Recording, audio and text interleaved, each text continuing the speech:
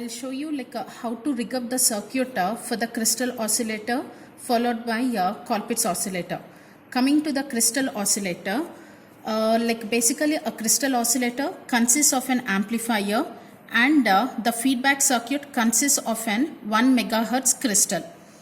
So here the BJT amplifier, it consists of the resistors R1, R2, the collector capacitor of 3.9 kilo ohm and the emitter resistor 1 kilo ohm. Okay, R1 which is equal to 82K and R2 18K. Now coming to this resistors over here, so I need 4 different resistors, one with respect to 3.9K, the second emitter resistor which is 1K, and here you have the 18K capacitor, the resistor R2, and the last one, the fourth capacitor is 82K, which is the resistor R1. So now how to rig up the circuit? So the first part, we need the BJT BJT SL100 we are using it.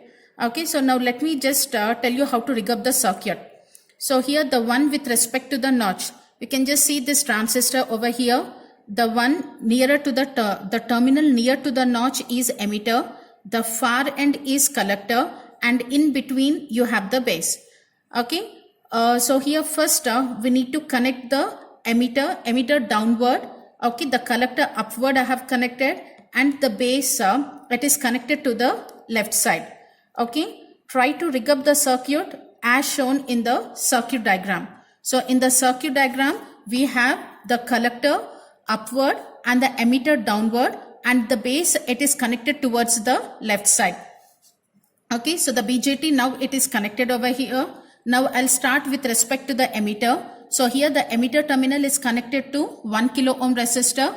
In shunt you have the 4.7 microfarad capacitor. So let me take this 1 kilo ohm resistor. Okay, this 1 kilo ohm resistor is connected to the emitter. So here one end of this resistor 1 kilo ohm is connected. We all know that connection means vertically in the same line, and the other end of the resistor is connected to the ground. Okay, so now with respect to the breadboard, so the down part I have considered it as ground, and the upper one it is connected to the VCC, the DC power voltage. Okay, now the resistor RE is connected. After that, take this 4.7 microfarad capacitor. You can just look at the circuit diagram and then rig it up. One end of the 4.7K is connected to the emitter. The other end of 4.7K is connected to ground. So here one end to the emitter, the other end connected to the ground. So here the down part, here connections will happen horizontally in the same line. Okay, hence you can just see this, the one end of the resistor and the other end of this capacitor, they're connected in the same line. So contact it will happen only if they're connected horizontally in the same line. So now this completes the emitter connection. Now let us start with respect to the collector. So here the collector terminal is connected to 3.9 kilo ohm resistor. So pick a 3.9 kilo ohm resistor. One end of the 3.9 kilo ohm resistor is connected to VCC. Other end of the 3.9K given to the collector. So here one end of this 3.9K connected to the collector, other end connected to the VCC, and even a capacitor of 0.33 microfarad. You can either connect 0.1 microfarad or 0.33 microfarad. So here I have used a 0.33 microfarad capacitor. If you look at the circuit diagram, one end of the 0.33 microfarad capacitor is connected to the collector. So here one end of it connected to the collector, the other end I have left as it is. So since it is connected in the horizontal way, the same way I have rigged up on the breadboard too. Okay, so now the collector connection is completed. Now coming to this VCC, yes, the other end of RC, okay, the 3.9K, it is connected to VCC. What is the value of VCC over here? The value of VCC is equal to 15 volts. You can just You can just look at this RPS over here, the DC regulated power supply. Okay, so the left side, it provides the DC regulated power supply, the positive terminal and the negative terminal. So here VCC, which is equal to the positive terminal. Okay, from the positive terminal, the plus 15 volt will appear. Okay, so this 15 volt, it should be connected, the 15 volt, it should be connected to the collector resistor over here. So you can just look at on the breadboard. So here connection means again horizontally in the same line. Yes. So here the plus 15 volt, okay, it is connected to the resistor, to the other end of the resistor 3.9K. Again the bottom line. So here the last part here, the connections or the contact happens horizontally in the same line. Even here also upward also the contact or the connections happens horizontally in the same line. Now coming to the negative terminal of the power supply, it is understood that the negative terminal of the power supply should be connected to the ground. So here the negative terminal, it is connected to the ground, again horizontally. You can just try to notice it over here, horizontally in the same line, then only the contact will happen. So here plus 15, the plus 15 is connected to one end of the resistor RC and the negative terminal is connected to the ground. Okay, so now we have completed the collector part of the circuit, emitter part of the circuit. Now coming to the base. If you just go through the circuit diagram, so here the base terminal, it is connected to R1 and R2. Okay, the value of R1, it is equal to 82K. So here how this R1 is connected, one end, if you go through the circuit diagram, one end of the R1 is connected to VCC, other end of the R1 is connected to the base. So here pick this 82 kilo ohm resistor, one end of it connected to VCC, the other end connected to the base over here. You can just check this. So this is a base terminal of the transistor. So 82K, one end connected to the base, the other end connected to the VCC. Now R1 is connected. Coming to R2 which is equal to the value of R2 which is equal to 18K. So now the last resistor that is left is 18K. So one end connected to the base. So one end connected to the base and the other end connected to the ground. You can just look at the circuit diagram over here, how R2 is connected. One end of R2 is connected to the base, other end of R2 is connected to the ground. So here other end of the R2 connected to the ground and one end of R2 connected to the base over here. So now the base part of the connection is also completed. So now what exactly we have connected is, you have completed the connections with respect to the amplifier. We need to connect two coupling capacitor, one at the input, the other one at the output. I think at the output already we have connected the coupling capacitor which is equal to 0.33. Okay.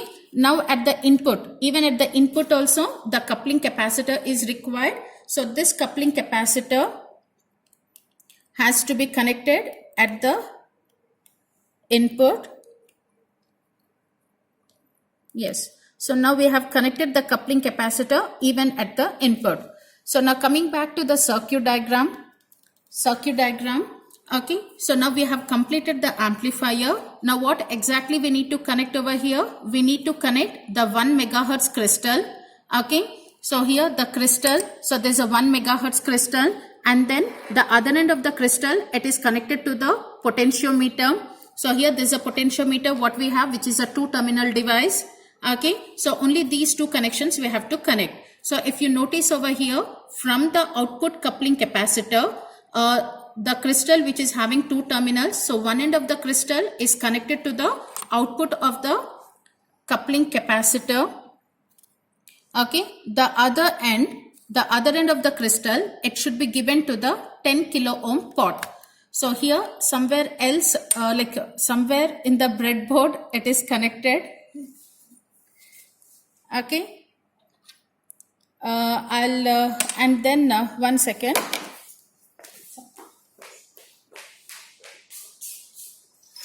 No, if you touch it will come. Touch the point, it will come. Yeah. Okay, I've taken the another crystal.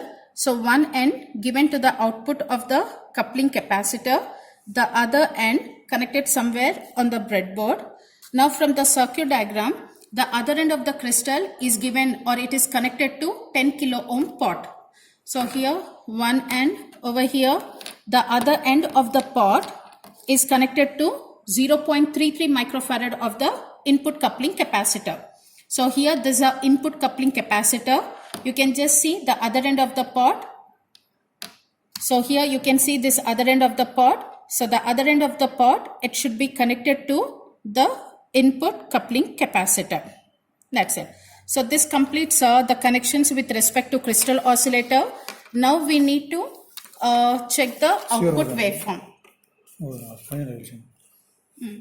So here where exactly we have to collect the output? One end connected to the output over here, that is a positive terminal of the CRO. It should be connected to the CRO and the negative terminal connected to the ground. So here coming to the CRO, yes, the CRO probe. Okay, so the CRO probe. Now here the red, it's a positive terminal, and the black, it represents the negative terminal. So the negative terminal should be connected to the ground as shown in the circuit diagram, and the positive terminal, it should be connected to the output coupling capacitor. Okay, so now you can just observe this waveform on the CRO. Okay, so there is a waveform that is present on the CRO. Vary the pot so that you can improve the shape of the waveform. Okay, so now try to do some adjustments on the CRO for improving the shape of the waveform. And yeah, so there's a output waveform.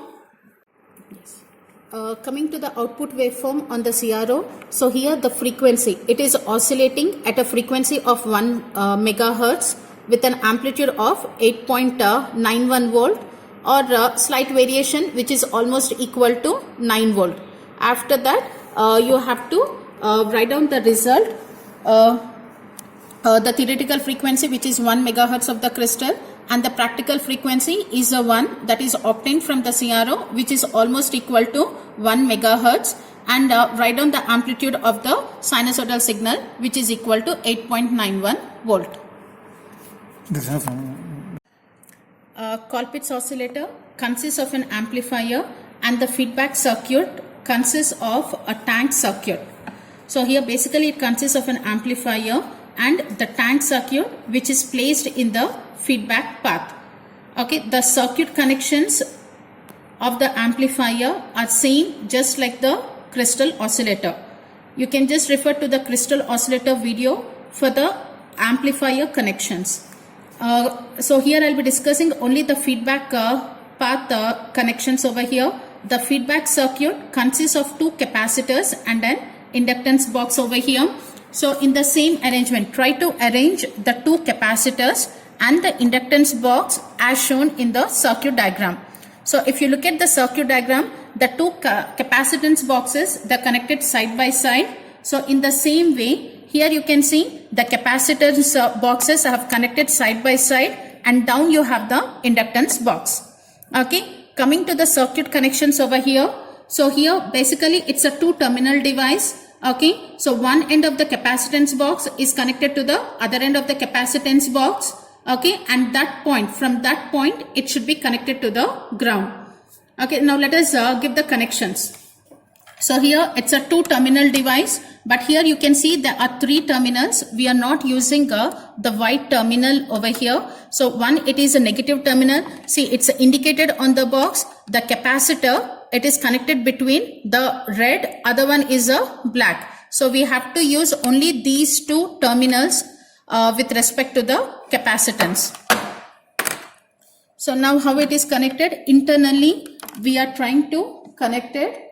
So here internally, the first end of the capacitance box is connected to the one end of the capacitance box. From there, the ground connection should be given. So here this ground connection is very, very important. Everyone, you'll be missing this ground connection if you miss this ground connection, you'll be not getting the output. So you can just see this, one end it is connected to the ground, the other end it is connected to the capacitance box.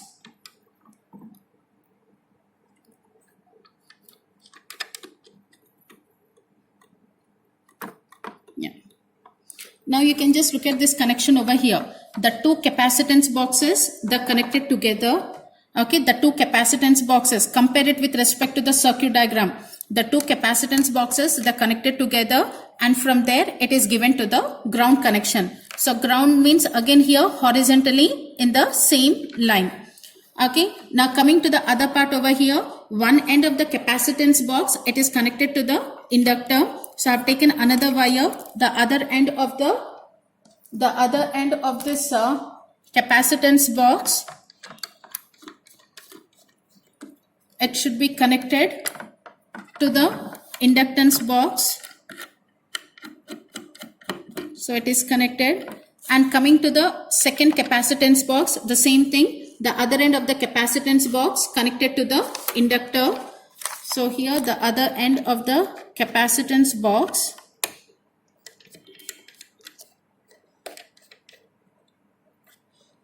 connected to the inductance box. So now we have completed this tank circuit connection.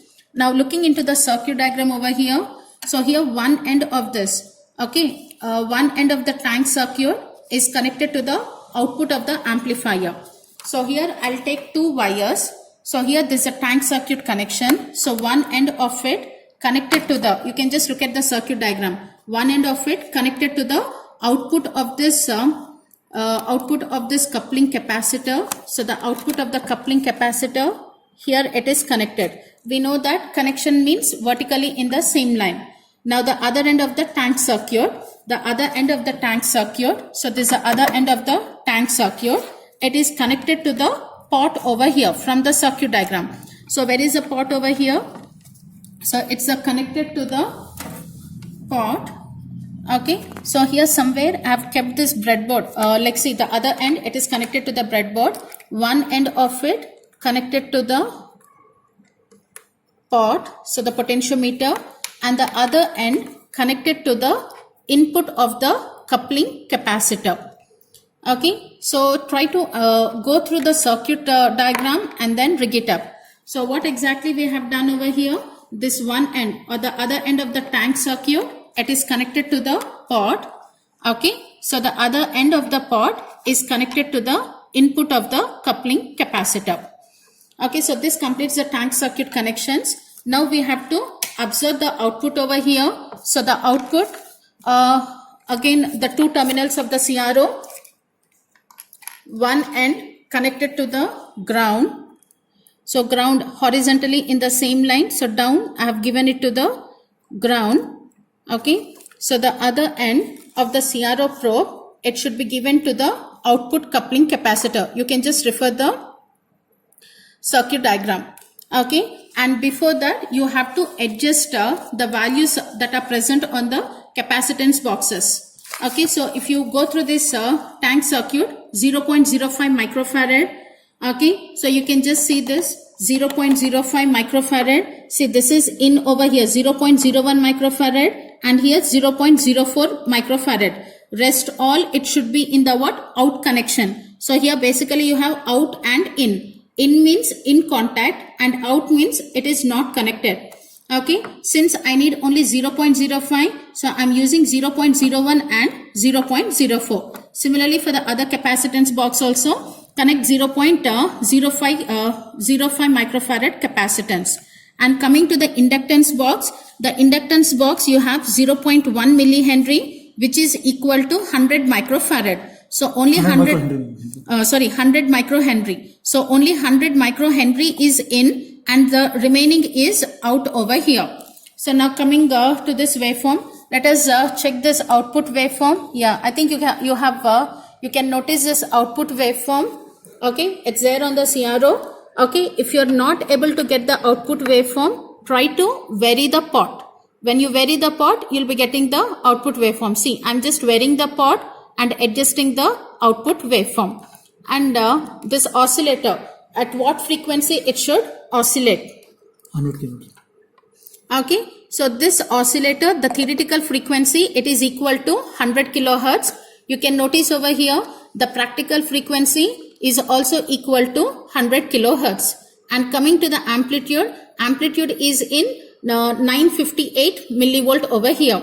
Hence, the theoretical frequency is equal to the practical frequency. So, the theoretical frequency, at what frequency it should oscillate? It should oscillate at 100 kilohertz.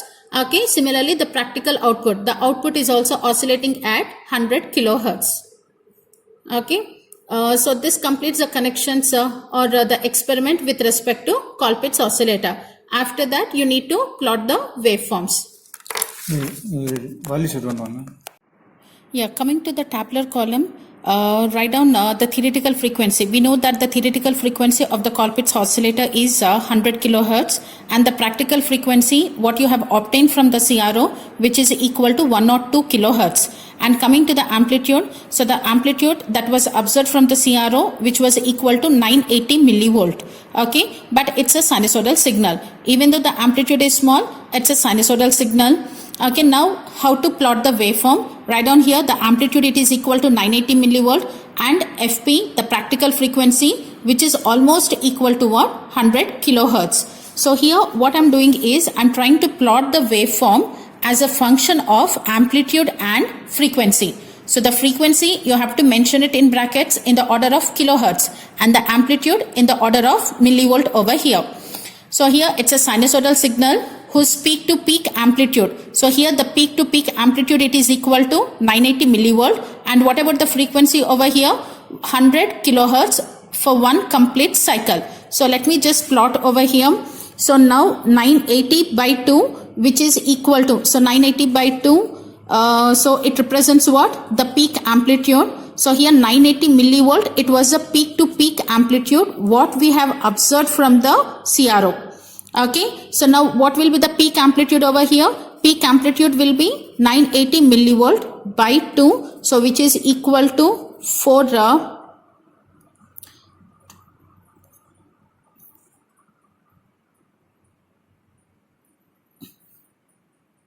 which is equal to 490 millivolt. Okay, so 2 4s 1 8 290, yes, 490 millivolt. So here the positive peak, it should be equal to 490 millivolt, and the negative peak, it should be equal to another 490 millivolt, so that you'll be getting the peak to peak amplitude as 980 millivolt. So what I've done over here is, so the half of it, which is equal to 490 millivolt.